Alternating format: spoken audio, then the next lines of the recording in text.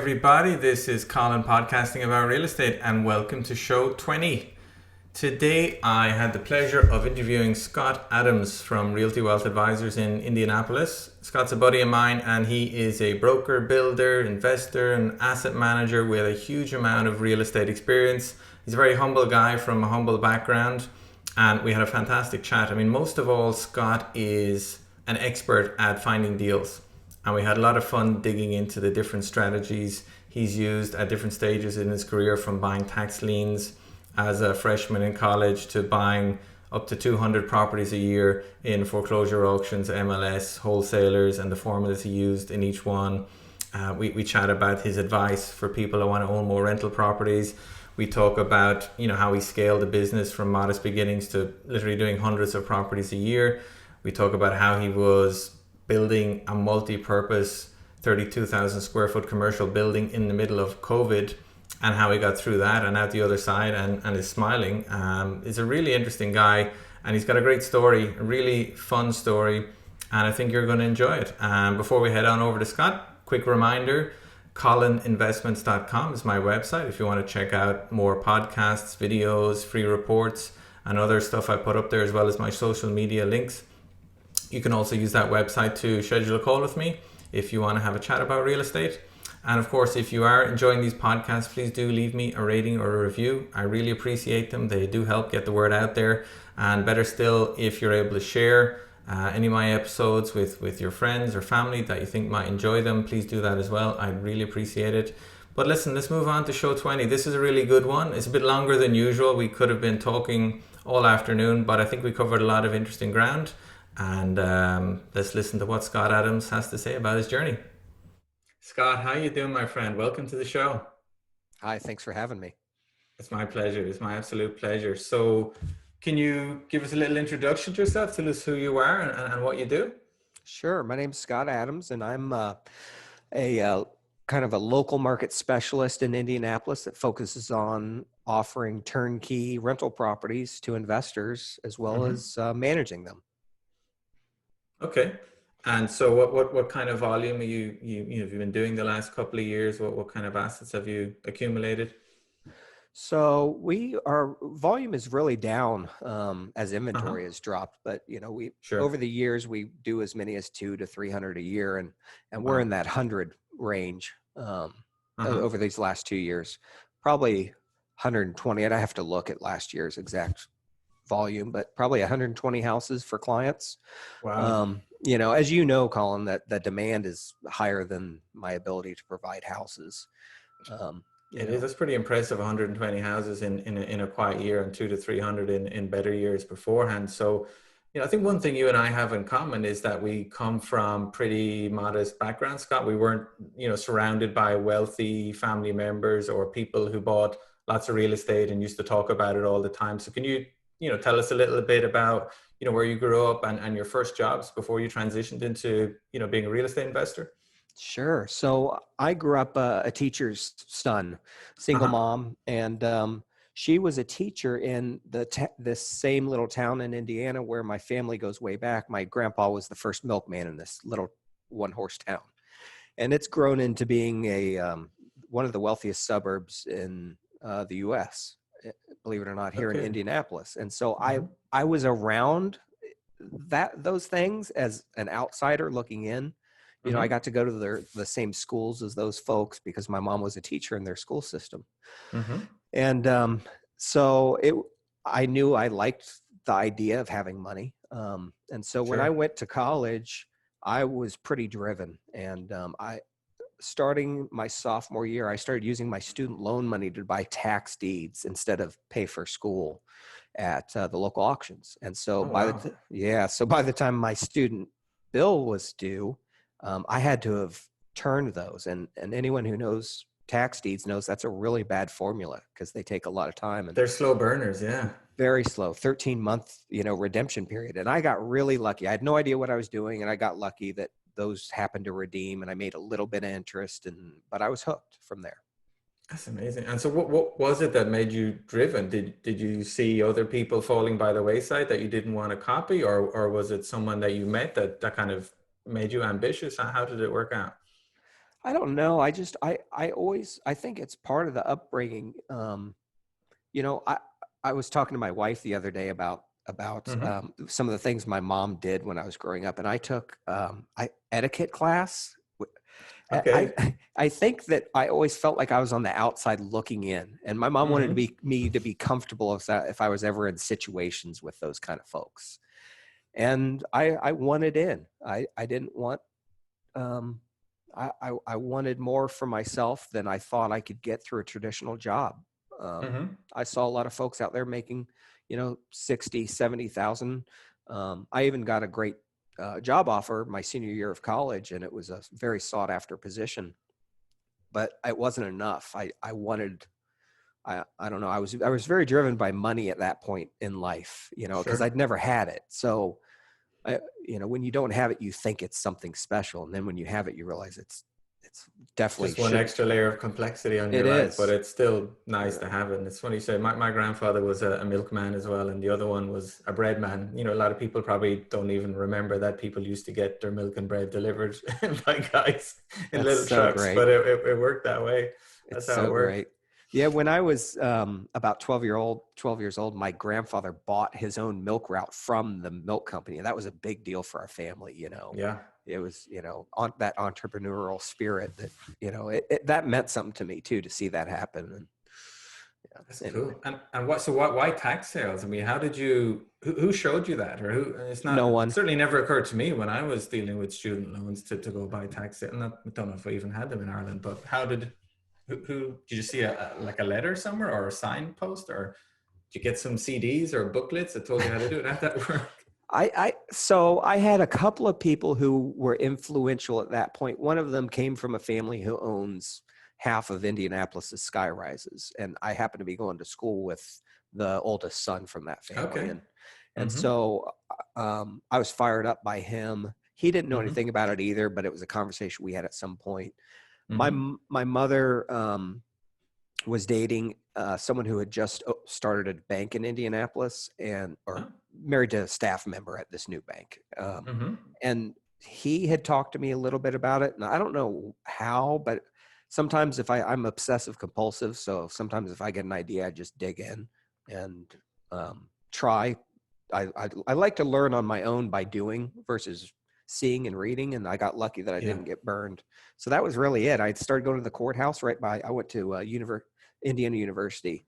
So Mm-hmm. Bloomington has its little courthouse right there by the campus. So I just would go there and ask questions, and I just And went so for these were tax liens you were buying, or tax deeds, or I mean, people are it. defaulting on their property taxes. What exactly were you buying, and what kind of happened after 12, 13 months to make you money? So these were tax liens. They hadn't become deeds yet. So they were in Uh-huh. so I would buy them and then they'd have 13 months to redeem, meaning that, as you know, the owner of the property can pay their taxes plus the interest for Mm-hmm. what I spent. And I got lucky because I think I bought two or three the first year and all three redeemed within like 2 months, which Nice. was, yeah, which you don't make a whole lot. It's a little bit of interest, but it was a stupid investment because I needed the money back in 5 months to pay my bursar bill. So I got real lucky, like I said, but it lit the fire and got me interested. And So, what did you do after that? After you made some, you bought the lien, you got it paid back with some interest. What was the next kind of step in real estate for you? What came later? so I bought a lot at a sheriff's sale my senior year at IU with my student Mm-hmm. loan money. And I was able to flip that and make like $300, which to me at the time was might as well have been $1 million. Um, and I started taking real estate classes at night. Keep in mind, I'm at school going for business finance with minors in economics, accounting, and a minor in anthropology of all things. Um, my brother's an anthropologist, so I Oh, just wanted to kind of understand what he was or what cool. what interested him. So anyway, I'm taking real estate license classes at night. Um, Uh-huh. so that was the next step, and then my senior year I was offered a job at Conseco Capital Management, which is now a different company. And But give us a bit of context here. What year are we talking about here? Your senior year? When was that? Just so we can put it in place with the different booms and busts we've had.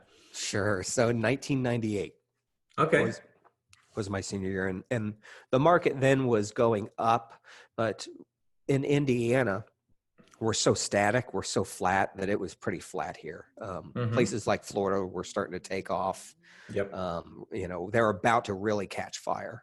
Um, yeah, so that was about 1998. I got a job offer. I worked 3 days at this place. I was doing bonds, puts, and calls on their trading floor, and Mm-hmm. I knew it wasn't for me. And I had written a business proposal for a senior year project, and Mm-hmm. I was offered a line of credit. This is back when money was just flowing like crazy, and I got $1 million Yep. line of credit, Wow. signature line of credit then. And so I quit my job. I bought a new car that I couldn't afford with borrowed money and went full stupid and started just buying houses at sheriff sales.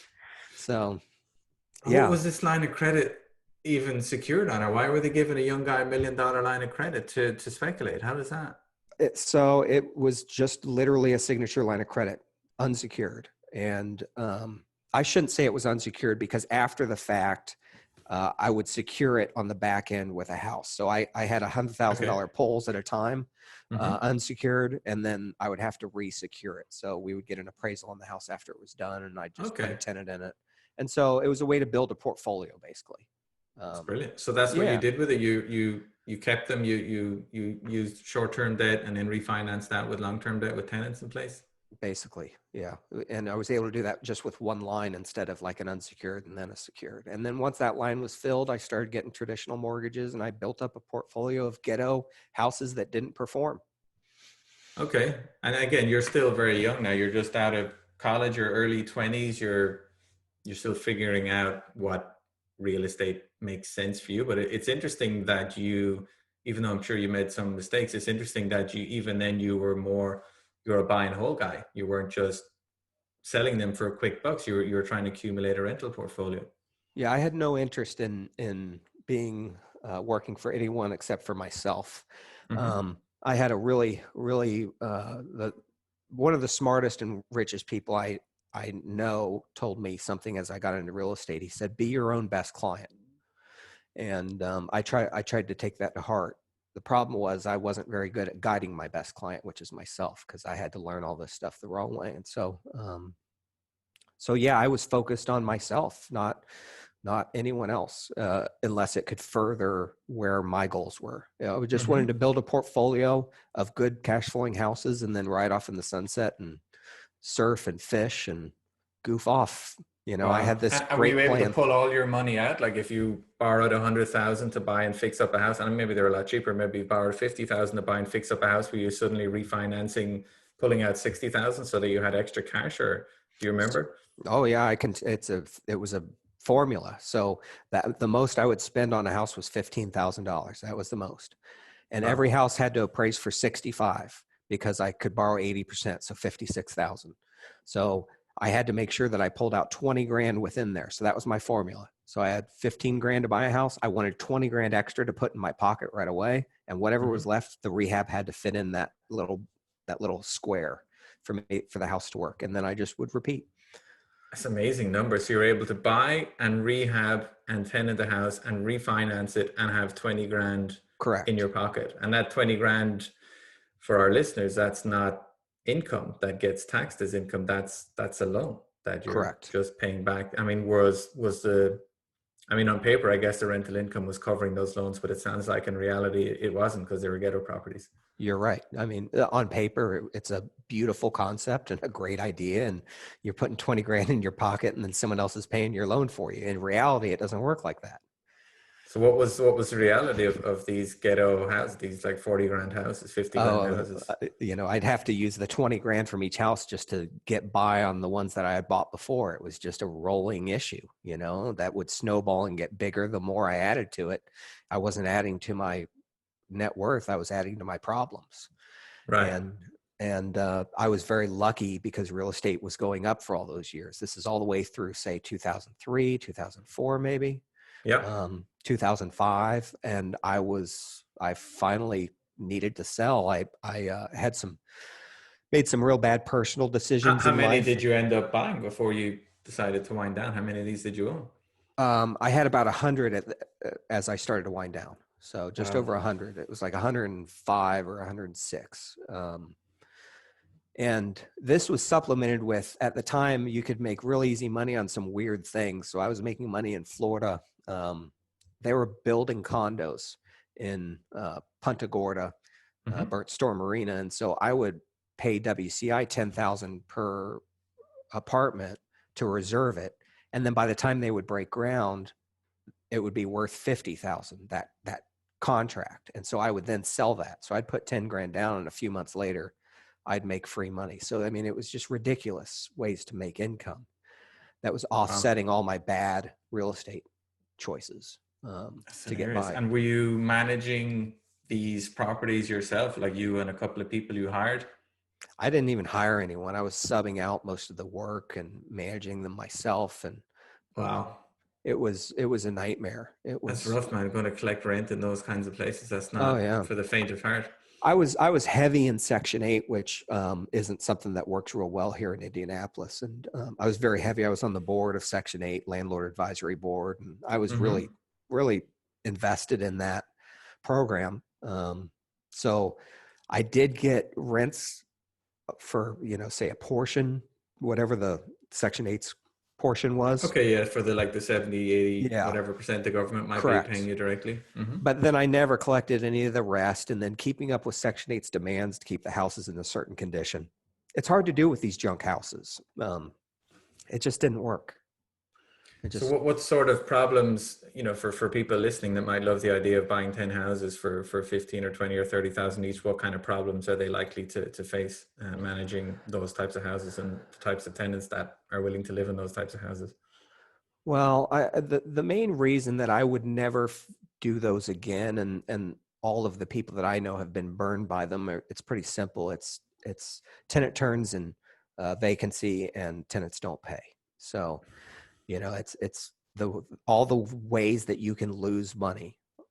These are tenfold what you can build in. You can build in a vacancy expectancy. You can build in, some rent losses. You can build in maintenance, but they're never going to be high enough, in my experience, and most people's experience who have done That's these. it. I mean, that's it. You have a $40,000 home, and maybe you're projecting $4 or $5,000 a year net income, and you're thinking that's a nice percentage return on a low investment. But with those homes, when you factor in vacancies and repairs, and some of these are older houses, that plus 5,000 can turn into minus 5,000 very easily with just a handful of things going wrong, and that gets that gets hard very quickly when you have 5 or 10 of them. You're could be really burning a big hole in your pocket. They sure look good on paper, but in reality, they just don't return. And so I think that's why in your past, you and I have talked many times about why we focused on the types of properties that we did. It's because we could get them to perform the way that the piece of paper says they'll perform. Hmm. And that I know sometimes those properties don't look as attractive or sexy as those, higher returning ones, but Hmm. when push comes to shove in the real world, I mean, you couldn't pay me to take those lower end properties. So what happened? You had 100 plus of these. You were now we're into 2004 or 5, which is really property mania. Yeah. You're saying I need to get rid of these houses. They're massive pain in the ass. What happened? I got real lucky. I was able to get out of all of them. And basically, all of the money I had borrowed along the way, I was able to sell them all and cover whatever total nut was on all the properties combined. So I got real lucky at that timing, and I took some years off after that. I had built up a little bit of cash, and I just went and caught my breath for a couple of years. To be honest, I goofed off. I had a Really place in awesome. Florida still, Hmm. and I didn't do much for 3 or 4 years, and really didn't know what to do. It was kind of a scary time.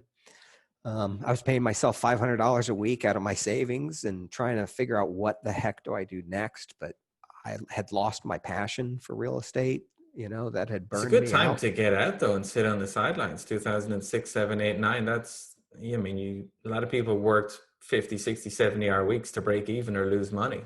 So Sounds like you got out intact with a little bit of savings. Got lucky with some of those contract flips in Florida, maybe as well. So did you avoid getting? Did you get burned during the Great Recession? Did you lose money on some stuff, or were you just really?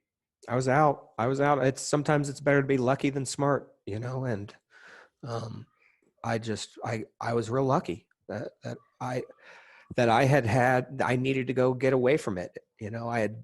I dove in too deep too fast on my own, and I couldn't handle that pressure, and I got out, and I just got really lucky. I had um, a condo in Florida, and then the place that I used personally in Florida, Mhm. a cabin in Brown County, Indiana, and then a condo up here in Indianapolis, and that was it. So, I mean, And you real weren't light, broke either. You had enough savings to just barely, obviously barely, but barely. like you're saying, Yeah, 500 a week, you weren't exactly living the right, high life with correct. that.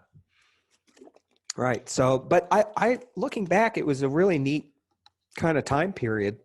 I was scared. I was young. I Hmm. had put a lot of my self-worth into how, rich I could become on real estate and all of that. And Yeah. it was a neat time to reset and figure out what was important to me. I mean, accumulating that amount of assets in your early 20s, it's very impressive. And I know it's incredibly stressful. Even to have 100 nice homes is very stressful. To have 100 kind of low end homes is just, so I'm not surprised you got a bit burnt out and needed a few years off and came back in again, a little later when the market was totally different. Yeah. I built a lot of good relationships. That's was the best part of the entire thing. Okay. Um, I, Indianapolis is kind of an interesting city where there's about 10 guys that kind of are at that kind of expert level at what I do, we Hmm. do. And I became close with all of them, and we're all still close to this day. And so had it not been for those guys kind of pulling me back in and encouraging me, I wouldn't have even gotten back in. But so that was the best part of it all, was those relationships. That's brilliant. And I agree. The relationships are what helps you to move up the level from 5 flips a year to 20 to 30 or whatever way you want to grow. It's going to be through relationships. Once you reach a certain amount of ability, the relationships will take you the rest of the way and show you stuff you don't realize. So talk to us about that. How did that work, and what did you start doing and building once you jump back in the game? Well, first, I want to point out that you and I meet at different conferences and see each other and we chat. But Hmm. one of the things that I've always found very impressive about you and the conversations I've had with you is you ask a lot of questions. You're naturally curious, and you don't pretend to have all the answers, when I think you have as much experience and have been through most of what everyone else has been out there. I would consider you that top tier A plus, operator in our industry. Thank you. And so it's always fun to talk to you. I call you the aw shucks guy, because I know you know most of these answers, but you're still asking the questions just innocently and nicely, and you genuinely care. I know I do. you're curious. You're a curious guy. So sorry. What came next was a guy came to town from Utah to Indianapolis, Okay. and he came with a lot of money, and he wanted to build kind of a turnkey operation. So it took a few months, but he convinced me to kind of help him start that up. Where And are we now? 2008, 9, somewhere yeah, there? yeah, right after nine. So real estate's still so flat, even going down a little bit here. Uh, Yeah. Yeah, it's still a strange time. Um, definitely. and so for someone to come to town with a lot of money is unusual during that period. If you put yourself back in that time, if you were involved in real estate, everyone was being cautious, even especially the deepest pockets people. So I helped him start to build it. And about a year and a half into that, 11 months into that, I found out that he didn't get his money the right way. And so I had wasted that 11 months. Um, and I walked away from that, but it fired me up to get back in. Um, the idea of helping someone, where I didn't have any money on the line, was very attractive after what I had been through and my hesitation to get back in. Mhm. But just tinkering with it, with the hope of what building it for someone else. So you helped this guy get a kind of a turnkey operation up and running, and he Yeah. messed it up by having dodgy or unusual sources of money. So or was he selling them badly, or what was it No, that you? he got the money through some sort of fraud that was Mm, something to do with bulk tape buying, which I've never been involved with. I don't really understand it, to be honest. yeah, And it was in Florida of all places, but I remember tapes floating around Florida back in the yeah. early 2009, 10, and I didn't understand them, and I didn't have the money to take any of those things down either, to be Yeah, it honest. was So, big. It was big dollars, and so he was somehow involved in some sort of fraud with those or mm, something. And it came to light. You know, those investigations, I guess, take a long time, and it came to light. And yep. you know, like I said, this is a really small town, Indianapolis. It's, Hmm. you know, you can look at the lists and it shows it's the 11th, 12th, 13th largest city. But when it comes down to it, we all know each other and our reputations are serious. And like I said, my grandfather was the first milkman. When I go around this town, people say hi. It's, you know, I know people everywhere I go. I just I can't work with someone like that. You want to Um, protect your surname. You know, yeah. yeah, it's yours to protect, and Well, so Colin, you know your reputation's worth more than dollars. I mean, there's not a dollar amount. Once you lose your reputation, you're toast. it is. So what? Okay, so that didn't work out, but I guess it whet your appetite for turnkey properties, maybe, or what Yeah. happened next? Did you get out on your own, or link up with another business partner? So I started doing more of these. So sorry, I need to go back to how I exited those properties Oh, a little sure. because I was selling them turnkey basically. I'd go back in, I'd fix Hmm. them up, and I'd sell 3 packs. So back in the day, you could sell them on land contract and do land contract refinances, and basically the buyer would come to closing and get money if they wanted, or just buy a house for free, basically. So that was kind of the early turnkey model, was how I exited a lot of those 100 something houses. Wow. And most of them were to local buyers and people I knew and people I was totally transparent about. I hate these things. They suck. They're going to, you know, you're crazy, but you know, a couple of them still have them, and I'm still friends with them. But so I kind of tinkered with that turnkey model back then. Hmm. And so I started building up the turnkey product again after that experience with that weird guy, um, and just selling to a lot of different investors from being around. And then my my current business partner Clint and I, he was one of those 10 people in that group of, you know, kind of the top tier people in this town, and he was real Hmm. focused on property management, and I hated that part. And he had built a little company, but his business partner was in his 70s and about to retire. So Okay. Clint was trying to figure out what to do next, and I said, well, let's just do it together. You know, I thought the best partnerships are always with two people who don't need each other, yet make each Interesting. other better. And Yeah, I so like that. he didn't need me. I didn't need him, but we both kind of made each other better and stronger, and filled in kind of the voids each other had. And so So from maybe there, you were better at acquisitions than he was, and then he obviously had property management experience that you didn't have, or had systems in places for more professionally run company that you mightn't have had in the past. that's exactly right. And Colin, you know how what a pain property management is. Oh You and I yeah, have talked about it many not my times. yeah, it's not my idea of fun at all. No, and he had that piece, and I had the acquisitions piece, and he had his own team of people, and I already had my team of people for that point, you know, doing my thing, and so we brought them together, and my team, it's still together to this day, you know, 15, 12 years later, however long it is, and they handle, you know, the purchasing and the rehab and the sales, and him and the team he brought handles property management, but you know, we are true partners. Everything we touch, it's 50-50, and we don't stray from that. And it's been a good little setup. And You've um, done a lot of turnkey properties through the years, then that you're arranging, you're finding the deals, getting them fixed up, selling them to investors, and then handing them over to Clint for the property management. you nailed it. And you know, Brilliant. in 2000 and see, it would have been fairly early on, 11 or 12, 2011 or 2012. We reached out to these referral companies that I know you've worked with in the Hmm. past. There's like 3 or 4 big ones in the country, and there's others, but there's really only 3 or 4 that are really good reputations and legitimately care about their clients. So we reached out to all of those, hoping that Hmm. we could land one of them, and we landed all four. Right. So, I mean, it So was now you like, got the pressure to satisfy correct. all those appetites.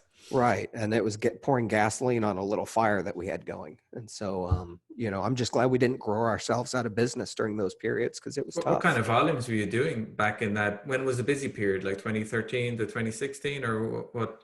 Give us an The, idea. yeah, the busiest periods was probably 2016, 17-ish, probably. Um, because, we had to build up to be able to do, the first 100 a year. And then it just kind of snowballed. And keep in mind, in 2015, 16, we could still buy a lot of what you and I talked about off camera beforehand, was those 1990s and 2000 built houses. Hmm. We call them vinyl villages here. They're starter homes for families. They cost, 100, whatever. And we could buy them by the bulk at 50 grand each, 60 grand Wow. each. And so those were the days, because all I had to do was literally paint and carpet. That was like house after house after house. How are you getting them? Were these in the foreclosure auctions? Were they a bit of everything? How are you getting Everything. all these? So I would say the bulk was just out of the MLS, HUD, Fannie Mae, Freddie listings, sheriff sale. We got a lot through the sheriff sale, um, wholesalers, but mostly it was just the traditional ways. It was just, I have an acquisitions director who the first thing he does when he wakes up is he looks at that morning's new listings. He sees them by noon and he's offered by 3. And everyone knows we're cash buyers and we close. So, it's speed with those got us a lot. And so And you're by speed, you mean you're buying maybe what, 20 of these every month, 30 of these every month on a good month? yeah, I mean, it would have been 20 on a good month through MLS, and then you mix in the sheriff sale ones on top of that. Wow. And sheriff sales, just so I mean, you mean is that you mean the foreclosure auctions when you see sheriff sales, or do you mean Yes. REOs or? Yeah. So in Indiana, we are um, we hold sheriff sales instead of what's the other one, by deed. But like Yeah, tax Arizona, deed sales or? not tax deed, but sheriff sales are foreclosure. So we're a judicial state. Gotcha. So the judge rules that it's foreclosure. The sheriff then holds an auction, and Hmm. Marion County, which is the downtown county, there was 700 a month going through that for years, 700 Wow. houses a month. And That's a lot. then, we're a circle. Indianapolis has a circle around it, and all the counties around it are also the suburbs. So that's, 9 counties plus Marion. So there was volume to be had. Are these online now, or were you doing them Oh, they were literally live. on the steps, holding up your hand saying, I'll go 80,000 and Correct. So you got to have a cashier's check. You give it to her beforehand, and it's the same sheriff since I've got in the business. oh really? Yeah, She knows you well then. she's great. She's great, but it's it's a bunch of sharks down there who try to run off anyone new that comes in by bidding them up, and it's a thing. It's a So how do you do that if you want to bid on multiple auctions at once in different counties? Do you have your right hand men and your partners just going, you go there for 11 o'clock, you go there for 12 o'clock? Yeah. Yeah. It's only once a month for Marion. Most of the others are once or twice a month. Gotcha. There's a weekly one, but it's in a county where the average sale price of a home, it's in that wealthy county I talked about where I live, where the average sale price of a home is 500, 600,000, which doesn't work. So we don't even go to that.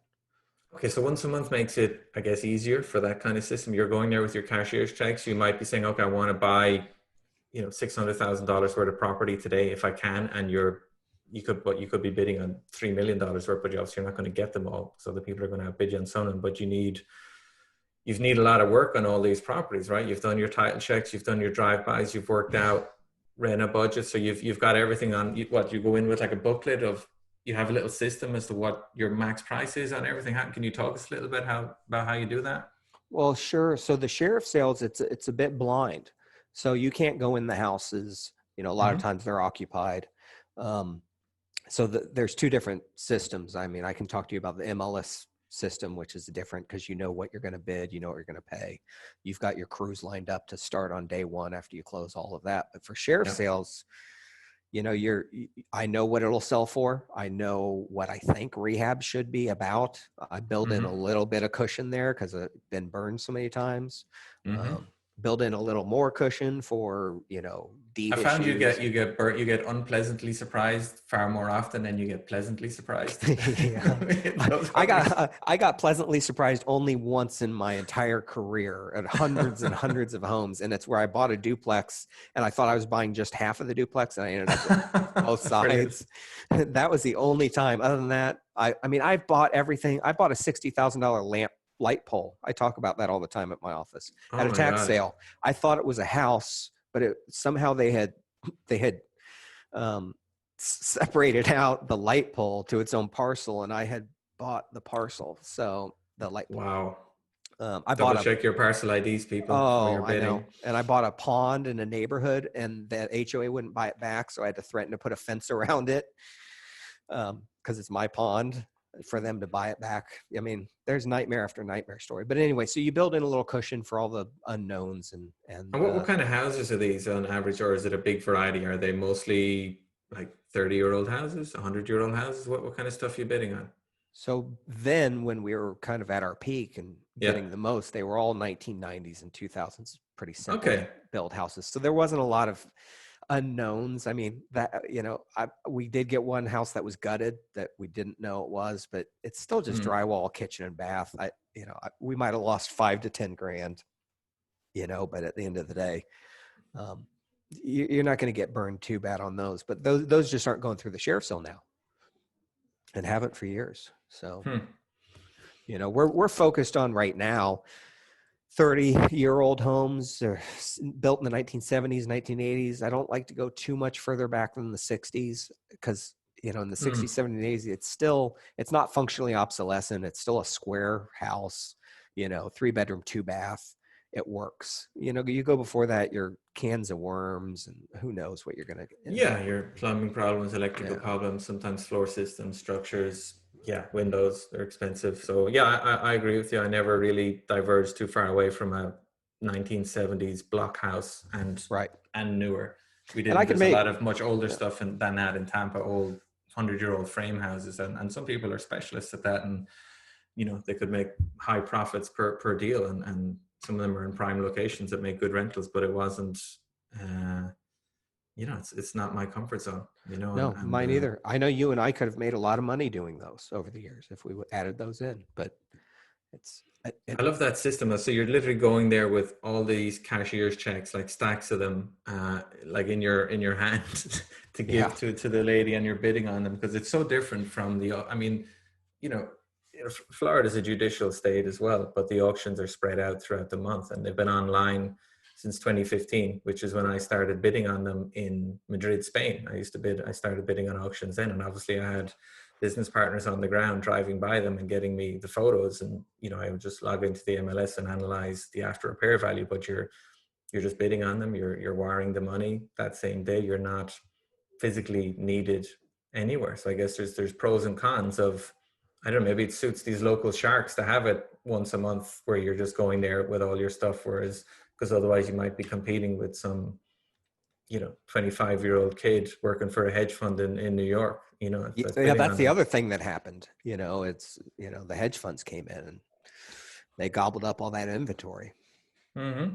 But it sounds like you had an awesome run until very, very recently. So what happened? Well, actually, before we go into what happened, talk to us a little bit about, you've been working so long in the Indianapolis market. Can you give us a little bit more detail on it and why so many people have bought turnkey properties from you there? What is it that makes them solid rentals? Well, Indianapolis is kind of unique. It's first of all, its pricing. It works really well. So it's got a couple of things. It's got great pricing for housing. It's got Mm-hmm. really diverse jobs market. It's one of the strongest economies in the nation and has been for many years. And it's yet the housing costs are so low.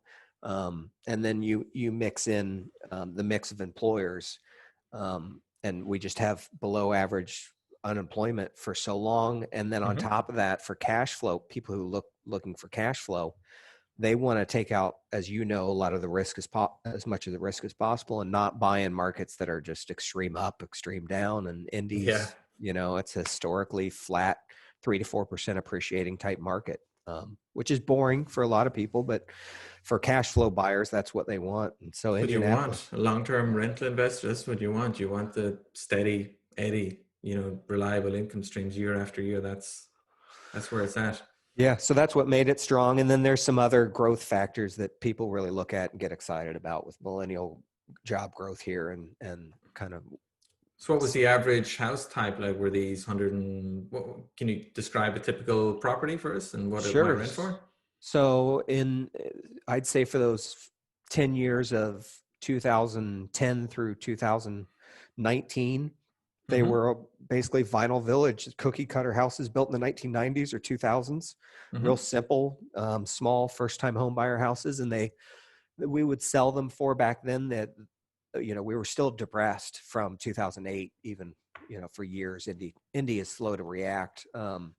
We were selling them around 100, I would say would probably be the average. And as of now, we're at the 130 to 140 average for the 1980s and 90s kind It's a of great price houses. for a 30-year-old house, $100,000, $120,000. What would that rent for? So we're pretty close to that gross, the 1% rule. So 100,000 should get you close to 1,000. The higher you go in price, the less likely it is to hit that. But the higher you go in price, you're also getting further out in the suburbs and the tenants who are going to stay longer. And so we tend to, we're trending further out in the suburbs because our average tenant stays are so much longer out there. I, Mm-hmm. I think it's just more families. And once you're in a community out there, the tenants seem to stay. So we're closer to that. I'd say an average of 130 to 140 house would bring in 1,200 to 1,300. So we're just a touch below Great that cash flow. 1%. Good But cash like a flow. 30-year-old house is very solid house, solid walls, floors, windows, everything is good. And kitchens and bathrooms are generally pretty functional after 30 years as well. I mean, roofs and ACs would generally need to be replaced? Were you also updating kitchens and bathrooms and floors, or were you just cleaning them up because the market didn't need a brand new kitchen in a 1995 house? I mean, in the 1990 houses and 2000 houses, we weren't. We were doing a lot of countertops, because quartz Okay. countertops are so cheap. So we'd throw, and tenants love that quartz countertop or solid surface. So that was cheap. So we'd throw those on, but otherwise it was just paint and carpet on those.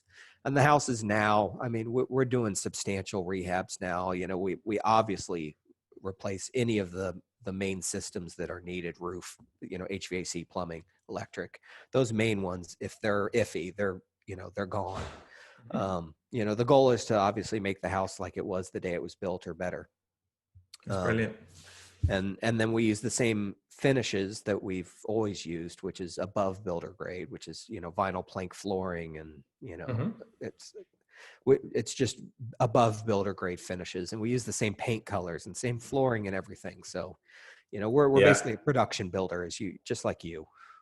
Yeah, you have those systems, and I'm sure your guys are sick of painting that color and sick of putting in that bathroom and sick of putting in that tile backsplash, but Yep, it works. it works. The It tenants works, like and it. tenants like it, buyers like it. Yep.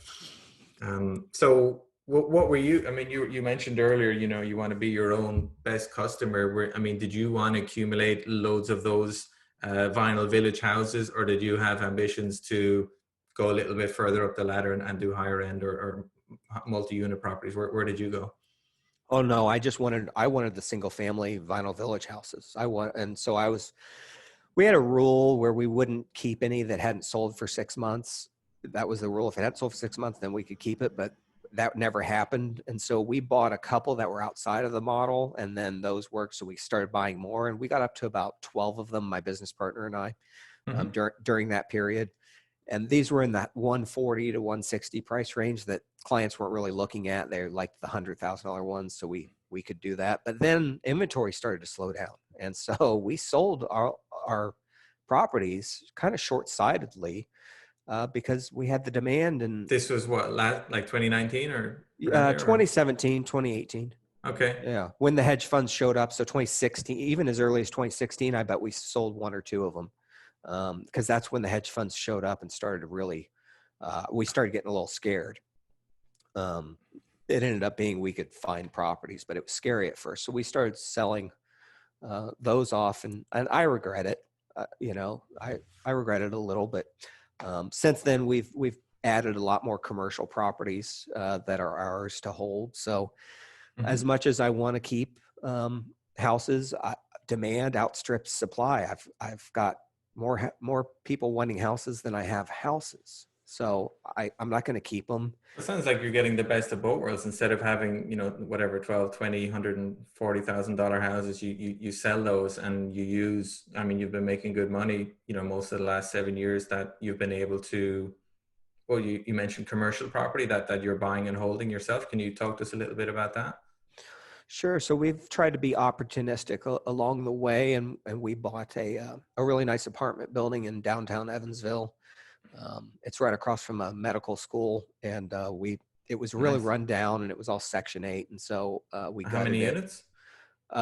26 units, and then a law firm, and then a print shop, and a ministry offices. And then the basement is rented out to Old National Bank for storage, who their tower, we're right across from the largest skyscraper in Evansville. That sounds like a fantastic location. So, yeah. And then the parking lot is rented to the optometrist across the way. So it's a cash machine. It's just a huge cash flow property. So we got really, I say lucky. There's a whole story behind it. With my business partner's father was in the hospital across the street from the building, or right down the way. And my business partner happened to see the sign in the window that it was like for sale by owner guy.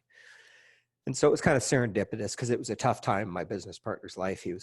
He basically lived at that hospital for 46 days. He didn't leave the hospital for 46 days. And so what we got out of it was that building, and it's been a great asset. And then we recently built a 30,000 square foot mixed use building in my business partner's hometown. They gave us a lot right on Main Street. It's only a town of 5,000 people, and it's in Southern Indiana. And we built a 30,000 square foot mixed use building that's got a restaurant on the bottom floor right on Main Street, and a law firm on the other part of. That's a big step up from installing roofs and ACs and quartz countertops to building a 30,000 square foot building. I'll tell you what, we did really well by having a good friend who is built a lot of buildings, and we paid him. So, we didn't superintend the project ourselves, which was very smart. And it still was an incredible learning experience. We had no idea what we were doing. I wouldn't tell that to the city in advance, but now I can admit, there was a lot of learning going on. Yeah, it was a leap of faith by them as well, given your prime spot in a small town. 5,000 people. That's very small. And how's that doing now? Is that when did you start building, and when did you finish? So we broke ground a little over a year ago. We finished, got our certificate of occupancy about 2 months ago, and it's fully occupied. It's not amazing. A giant money maker. It's a long-term investment. It'll pay itself between the rents. It'll cover the mortgage and the expenses over the years, and you hope that in 20 years you've got it paid off, and then you've got a $3 to $4 million asset that's paid off. But and generating a lot of cash flow without the debt. Yeah, I mean, if you built that same building in a big market like Indianapolis or Tampa, it would cash flow like crazy. But of course, you'd have to pay for the land more. But we knew the numbers weren't great. These same apartments literally are half the price where they are down there versus where they would be up here. So it's amazing. And get back to that building, the first one you mentioned beside the hospital. I mean, that you're saying is a great deal. Can you give me a brief insight into what you spent on that and what kind of cash flow that's throwing off as a comparison? Yeah, so I think we spent $800 on the purchase. It was $800 or $840, and then we put about $600,000 into it. Okay, wow, quite a lot. Yeah, so a lot. We just had an appraisal by the bank to lower our rate to refi with this cheap money that's out there, and it appraised for 3.1, which Brilliant. I think is really low, but it kicks off over $20,000 a month. So this is, you're into it for 1.4, 1.5. All right. it kicks off 20,000 a month. It's actually 24 if everything's leased. So That's brilliant. And you've got, when do you expect to have the debt on that paid off? I think we just did a 20-year note on the refi. So Okay, so 20 yeah, it's years. 20 years again. Yeah. The plan was for it to be paid off 18 years from now, but with rates so low, we just Yep. refied it and did 20 years. So you're still getting it like a decent cash flow after the finance is Oh deducted, are you? yeah. Yeah. I mean, I think our payment's 9,000. That includes Oh, taxes, wow. possibly insurance. I'd have to ask our So you're still CPA. getting about 10,000 a month out of Y- this with Yeah, the leverage. for sure. And that just goes right back Brilliant. into it. So yeah. And you've pulled out most of your money, or you pulled out all your money that you put into it back then. So Yeah. amazing. Yeah. So that, look, you must have been, if you had hair, I know you didn't have hair a year ago, but if you did, it probably would have fallen out when you're in the middle of a new build and COVID hits. So Yeah. how was that? That must have been brutal, March, April time. It was scary, but at the same time, you know, we're we're both lucky, and it is what it is. We've built a company now that has so many different parts moving that one project like that wouldn't sink us, even if it, had to Okay, sit on a shelf for a couple of years. good. Um, it wouldn't be the end of the world. It would hurt, and that was Hmm. scary. But the truth is, I wasn't that scared about anything except for the restaurant space, because that town had a major housing shortage. The reason that we built it there is more than just getting the lot for free. So there's one apartment complex in this town, and the Hmm. guy's 93 years old who owns it, and we looked at buying it from him, Hmm. and he had a waiting. We went in to negotiate with him, and he had a waiting list that was like 40 people for his apartments. So there weren't enough Wow. apartments in that city. So we knew that demand was there for the Yeah. apartment side. So I Even more wasn't than scared of enough to that. cope with a supply Correct. hit. I wasn't Amazing. worried about that part. I was worried, and I knew the law firm had already signed. So we did a 5-year lease. So I was fine with them. The restaurant was the only scary part. And, we've got a good business, and although that's a great asset, and I consider that more of a personal asset, but it's all part of this same company that, could they can handle I'm the delighted that drops. you've got that fully leased up, because you said you only finished building that, what, two, Yeah. 3 months ago? Yeah. And Yeah. how many apartments have you had leased up in there? So it's 12 apartments. Uh-huh. Brilliant. They're average of 1,200 square feet. They're kind of high end Spacious. apartments, especially for a town that small. And yeah, the restaurant was the only scary part. But that guy's a go-getter. He's an interesting guy. He's got another restaurant. He's got 2 other restaurants within sight of that building. No kidding. So he's like the restaurant guy in that town. So So he's there. He's paying his bills on time, and yeah, you he pop had in for. we gave him a build out allowance of X amount of dollars, and he doubled it with his own money. So he put a bunch of his own money into it. And that's a good way to make you sleep well at night, right? Yeah, that sounds like it sounds like it's performing as well as you Yeah, would have expected it to a year ago. So that's brilliant. for So sure. I And guess again, is your market like here where COVID is out there and is worrying people, but real estate is just marching onwards and inventory is super tight and people are scrambling to get on the property ladder with limited options. I couldn't have described it better. I mean, it's crazy. I just saw that we have 11% appreciation year to date in Indianapolis, which I know that isn't high for a lot of other places, but for us, that's bonkers. It's Yeah, I mean, bonkers. it should be And bonkers for everywhere. I mean, that is nuts yeah, for I one mean, you year.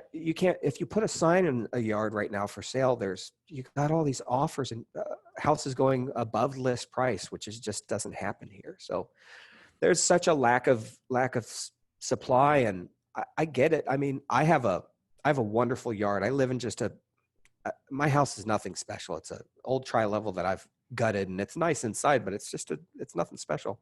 I live on an acre on this beautiful lake, and I've got koi ponds out back and waterfalls.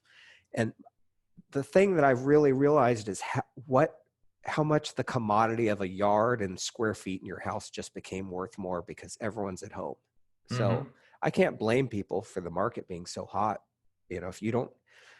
If you've got a family, or even if you don't, and you want square feet in a yard, now, I mean, you got to go get it.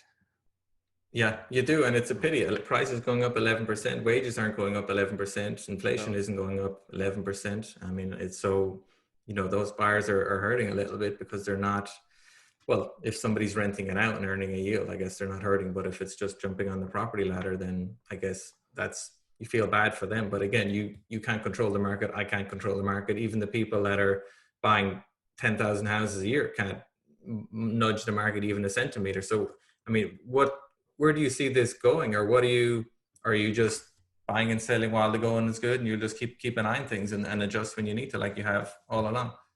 Yeah, I mean, I believe that you have to adapt in business, or you end up, getting run over and you die. But Hmm. right now we've got demand for properties, and I can still, through hard work and a great team, find properties to supply our clients that want them and need more properties in their holdings. And um, we're not going to do any other projects. We just also bought a old church and turned it into our office. So that was another giant project for us. So I'm done with any Oh, commercial stuff for a while. yeah.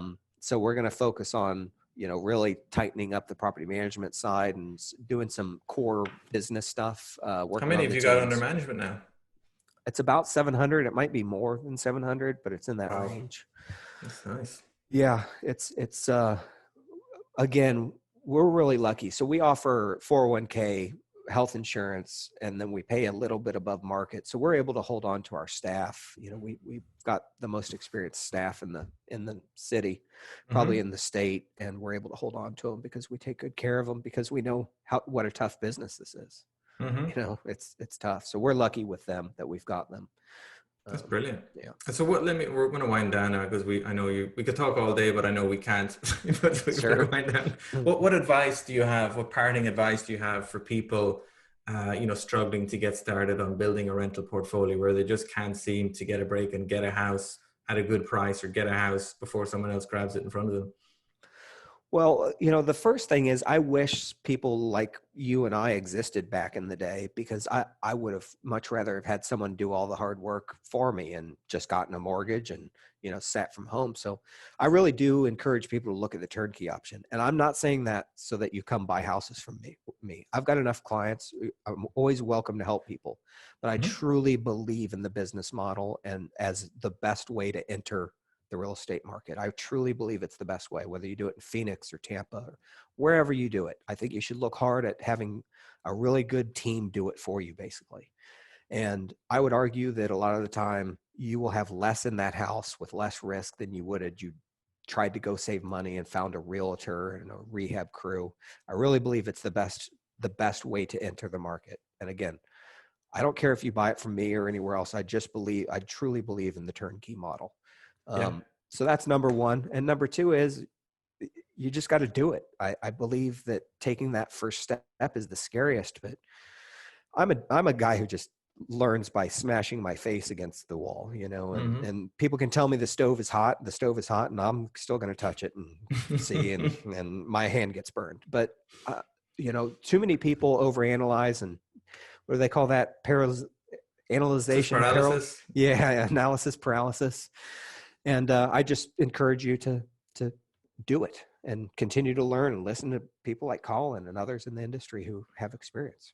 I think that's really good advice, Scott. I think it's great advice. And even if you talk to experienced investors, or even just talk to older folks in general, I think they'll tell you they have a lot more regrets from not taking action than regrets from taking action. You very rarely regret taking action, because you generally learn something that leads you onto something else that's interesting. Even if the first thing was a bad idea, you've made, lots of, like, you could call them bad decisions, but in the process of making those bad decisions, you generally figured something out that made you money. And I think people need to realize that you shouldn't worry about making your first deal perfect, because chances of it being perfect are almost zero, and it's probably a bad thing if it does work out perfectly, because you get a false sense of Yeah. achievement and you'll make a bigger mistake next time.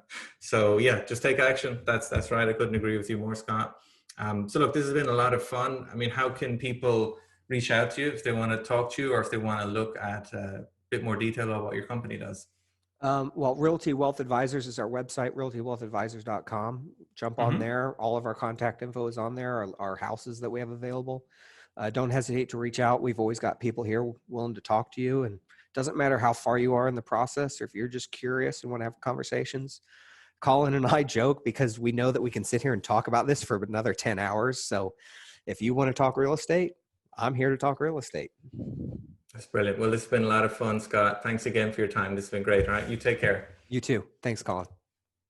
There you go, folks. That was Colin podcasting about real estate, show 20 with Scott Adams from Indianapolis. I hope you enjoyed that. I certainly enjoyed chatting to Scott. I always enjoy chatting to Scott. I love how he works. I love how he does business. I like his demeanor. I'm very impressed with his experience. He's achieved a lot in the last 15-20 years, and he's built it all up himself through just sheer guts, hard work, getting and keeping the right business partners, getting and keeping and treating well the right types of team members, and most of all treating his tenants, or not his tenants rather, but his customers well. I mean, he's sold hundreds and hundreds of properties over the years to investors all over the country and internationally, and he treats them very well, and that's why one of the main reasons he's been so successful. And if you are interested in buying, turnkey properties in a strong cash flowing market like Indianapolis, he is the guy I would recommend to do it. He's a good person. I'd have no issues whatsoever buying properties from him. I certainly hope to do it sometime very soon. So yeah, impressed with his story, and he's a very helpful guy, humble guy. And yeah, I hope you're enjoying these shows. I hope you're enjoying the guests. If you are, please do leave me a rating or a review. They're super helpful for getting the word out, or share this episode on social media if you can. And don't forget to check out my website, colininvestments.com, COLIN investments.com. And just leave you with a parting thought, as Scott said towards the end of the episode. I think achieving anything in real estate and many other things, it's all about taking action. And there's a lot to be said for just diving in, making mistakes, dusting yourself off, learning from them, and moving forward. You don't need to know everything before you do everything. I mean, you learn a lot just by doing. I studied part of that in my master's degree in Dublin, ironically called action learning by doing, where we used to just do presentations and projects for real life companies, and it was a much better education than studying books. And same with real estate. You can overanalyze a deal to death, but it's only when you're actually doing it. And sometimes I've paid more for properties than I wanted to in a foreclosure, just to have the experience of buying that type of property. I bought one a few weeks ago that was a higher end property than what I would normally buy. It was a slightly newer property than what I'd normally buy, and I wanted to buy it. I got a price that was slightly high for me, but I wanted to get some experience in that sector. I knew I could figure things out as I went along, and it turned out fine, because the lessons and mistakes I learned from doing other types of properties in previous years stood by me, and I was able to get through it and make a nice profit at the other side. So don't forget to take some action. See if you can write down a goal or two to take some action in yourself in the next 5 days, 10 days, 15 days, and let me know how it went afterwards. That would be awesome if you could do that. So I'll leave that thought with you. Thanks again for all your support. This is Colin G. Murphy signing out. I'll be back in touch real soon with show 21. Bye-bye.